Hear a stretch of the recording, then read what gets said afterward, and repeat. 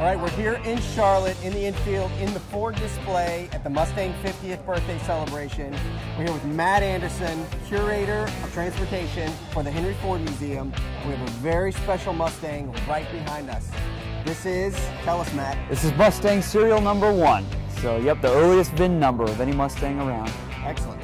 And there's a bit of an interesting story about the car. It was sold. Yes, the car is a pre-production car. It should never have been sold. It was just built to tour around the showrooms, kind of generate interest in the Mustang. But it was sold to a rather persuasive airline pilot by the name of Stanley Tucker in St. John's, Newfoundland, of all places, in Canada.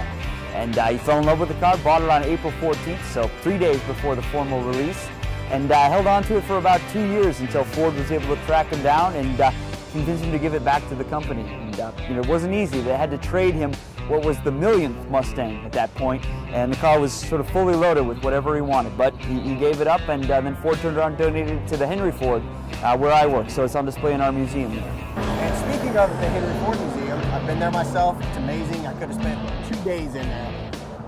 Tell us a little bit about what you guys do at the Henry Ford Museum, in case our readers don't know about it. Yeah, we're a museum dedicated to American innovation, so we have Henry Ford Museum with a large automobile collection, but also things like fine art, furnishings, stationary steam engines, railroad equipment, you name it. We also have Greenfield Village, where we have 83 different historic buildings, including the Wright Brothers Bicycle Shop, the lab in which Thomas Edison developed a lot of his inventions, Menlo Park. So a great museum complex founded by Henry Ford. Excellent. And Henry Ford himself worked for Mr. Edison, right? He did, for Edison Aluminum Company in Detroit, and Edison was always a personal hero of Henry Ford, so when he established the museum, he decided to dedicate it to his honor. Excellent. Okay, so we talked a little bit about serial number 1 already. Maybe you can give us a few key points more about this car and the other cars, the other 2 cars that you have here in this display. Well, the serial number 1 is interesting. It's a pre-production car, so it's basically a practice car for Ford to build, so the workers and the supervisors got used to the assembly process. Because of that, it's got some weird idiosyncrasies. The fit on the hood, you'll notice, is a little squirrely. It's not quite square. The door locks there are missing the grommets that would fit along the bottom where the lock goes into the hole there. Yep.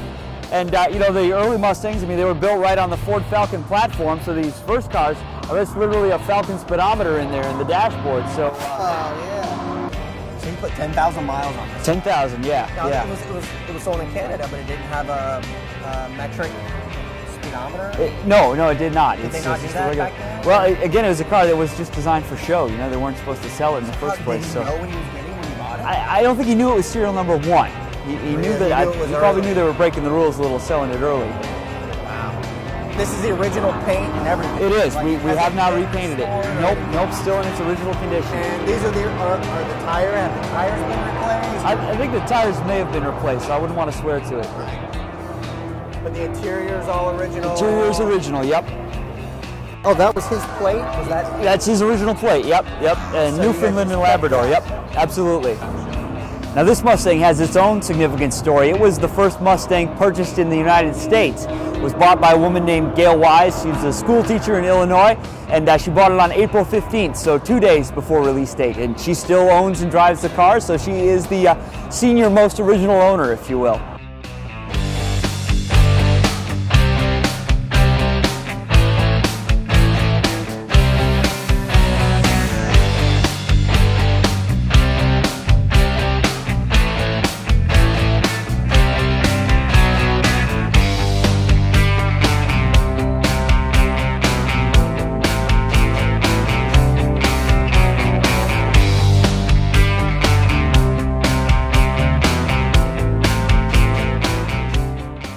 The earliest cars, the Mustang is actually a little smaller, the word itself, and they figured it was a little hard to read or whatever, so they made it a little larger on the later cars. I